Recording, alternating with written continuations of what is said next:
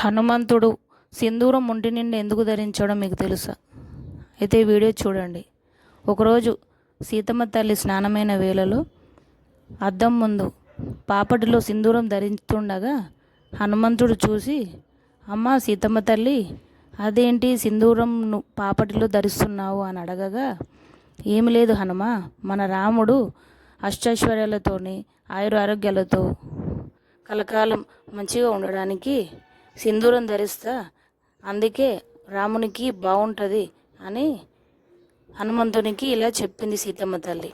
అయితే సీతమ్మ తల్లి పాపట్లోనే సింధూరం ధరిస్తే రామునికి అంత బాగుంటే, అయితే నేను ఒంటి నిండా సింధూరం ధరిస్తా అని సింధూరం ధరిస్తుంటే రోమాలు అడ్డుగా వచ్చి సింధూరం అంటుకోలేదు.